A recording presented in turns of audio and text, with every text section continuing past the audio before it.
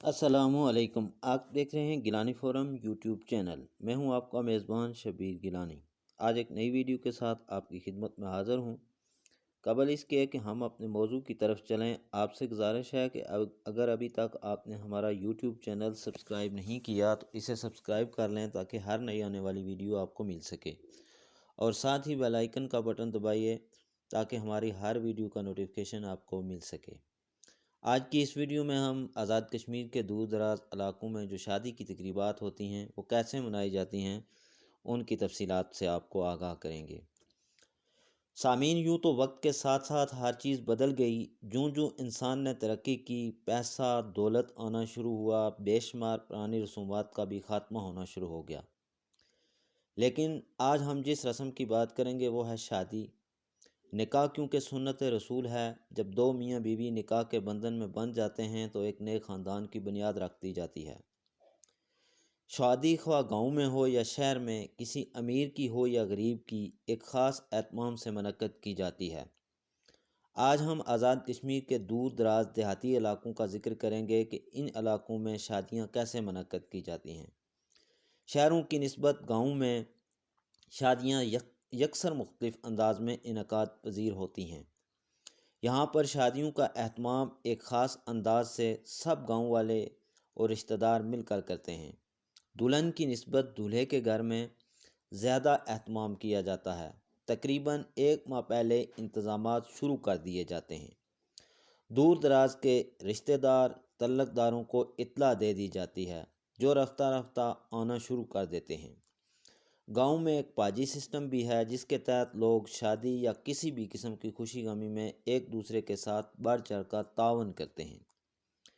یوں تو شہروں میں ایک دن مہندی جبکہ دوسرے دن بارات ہوتی ہے، جو کسی ہوٹل، شادی ہال یا کمیونٹی ہال میں منعقد کی جاتی ہے، جہاں انواع و اقسام کے کھانے اور پرتکلف دعوت کا اہتمام کیا جاتا ہے۔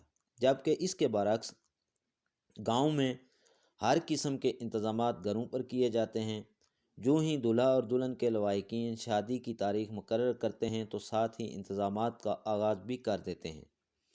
زیور اور کپڑوں کی خریداری شروع ہو جاتی ہے، بازار سے سودا سلف خریدا جاتا ہے، جنگل سے لکڑیاں کاٹی جاتی ہیں جو سب گاؤں والے مل کر دولہے دلہن کے گھر تک پہنچاتے ہیں۔ کپڑے سلائی کرنے کے لیے درزی کا بندوبست کیا جاتا ہے، درزی کی مشین گھر لائی جاتی ہے، باقاعدہ دعا کی جاتی ہے اور کپڑوں کی کٹنگ شروع ہو جاتی ہے۔ ساتھ ہی گاؤں کی خواتین خوشی کے طور پر پہاڑی گیت گا کر شادی کا آغاز کر دیتی ہیں۔ گیت بیت بازی کا یہ سلسلہ روزانہ کی بنیاد پر آخری دن یعنی گانا کھولنے کی رسم تک جاری رہتا ہے۔ مہندی کا نام تو آپ نے سنا ہی ہوگا، لیکن اس کے علاوہ بارات سے 2-4 دن قبل تیل لگانے کی رسم بھی گاؤں میں موجود ہے، جو 2-3 دن پہلے شروع ہو جاتی ہے۔ دوستوں کا تعین کیا جاتا ہے، ان کے لیے کپڑے، جوتے، مالا اور ہاروں کا اہتمام کیا جاتا ہے۔ جبکہ دوست دولہے کے گھر جب مہندی والے دن آتے ہیں تو اپنے ساتھ 50، 100 یا 10-20 مرد و خواتین کے گروپ کی شکل میں آتے ہیں۔ سامعین، وہ دوستی میں بکرا یا گوشت، بیکری کا سامان، دودھ، دہی، لڈو اور گانے وغیرہ لے کے آتے ہیں۔ دوست اپنے گھروں سے نکلتے ہوئے دولہے کے گھر تک پہنچنے تک آتش بازی کرتے ہیں۔ پھر مہندی کی رسم ہوتی ہے۔ مہندی والے دن بھی تمام مہمانوں کو کھانا دیا جاتا ہے۔ جب تیل ٹھکائی کی رسم ہوتی ہے تو دولہے اور دلہن کے رشتہ دار، دوست احباب، سہیلیاں خوشی مناتے ہیں۔ پہاڑی گیت، بیت بازی کا اہتمام کیا جاتا ہے، پھر دعا کی جاتی ہے اور اس طرح یہ رسم اور خوشی کا سماں رات بھر جاری رہتا ہے۔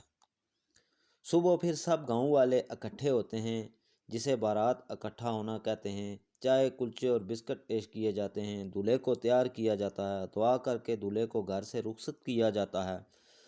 پھر سب باراتی دولہے کو اپنے آباء و اجداد کے قبرستان یا قریب ترین درگاہ یا خانقاہ تک لے جاتے ہیں، وہاں دعا کی جاتی ہے اور دلہن کے گھر کی طرف چلے جاتے ہیں۔ بعض لوگ شادیوں پر ڈھول باجے یا بینڈ پارٹی کا بندوبست بھی کرتے ہیں، لیکن اکثر اسے سختی سے منع کرتے ہیں کیونکہ یہ فضول خرچی اور غیر شرعی رسم ہے۔ جب بارات دلہن کے گھر پہنچتی ہے تو وہاں باقاعدہ باراتیوں کا استقبال کیا جاتا ہے۔ گھر کے کسی کنارے پر یا گھر کے اندر یا کسی کنارے سے دولہے پر مٹھائی یا پھول نچھاور کیے جاتے ہیں۔ باراتیوں اور دیگر مہمانوں کو چائے سے توازے کی جاتی ہے، جبکہ اگر دولہے اور باراتی دور کسی دوسرے گاؤں سے آئے ہوں تو کھانا پیش کیا جاتا ہے۔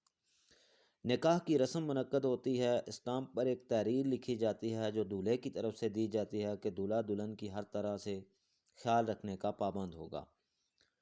خطبہ نکاح ہوتا ہے، دعا کی جاتی ہے، مبارکیں دی جاتی ہیں اور دلہن کی رخصتی ہوتی ہے۔ دلہن کو گھر والوں کی طرف سے جہیز دیا جاتا ہے، پھر ڈولی تیار ہوتی ہے، دعا کی جاتی ہے، دلہن کو ڈولی میں رکھ کے دولہے کے گھر تک پہنچایا جاتا ہے۔ دولہے کے گھر کھانا دیا جاتا ہے، پھر تمام باراتی کھانے کے بعد دولہے اور دلہن کو سلامی، جو کہ پیسوں کی صورت میں ہوتی ہے، دیتے ہیں، جبکہ ایک مخصوص جگہ پر ایک دو لوگوں کو بٹھا دیا جاتا ہے جو باقاعدہ ایک کاپی یا رجسٹر پر پیسوں کا اندراج کرتے ہیں۔ اس طرح شادی اختتام پذیر ہونا شروع ہو جاتی ہے۔ بعض لوگ دوسرے دن ولیمے کا انعقاد کرتے ہیں، جبکہ بعض اسی دن ختم کر دیتے ہیں۔ دوسرے دن گانا کھولنے کا پروگرام ہوتا ہے، پھر رشتہ دار، دوست احباب اور سہیلیاں اکٹھے ہوتے ہیں، گیت بیت بازی ہوتی ہے اور یوں شادی اختتام پذیر ہو جاتی ہے۔ بیندہ پھیرا ہوتا ہے، دیگیں، چٹائیاں، کرسیاں لوگوں کو واپس کی جاتی ہیں۔ گاؤں کے لوگوں کا خلوص دیدنی ہوتا ہے، ایک دوسرے کے ساتھ تعاون کرتے ہیں۔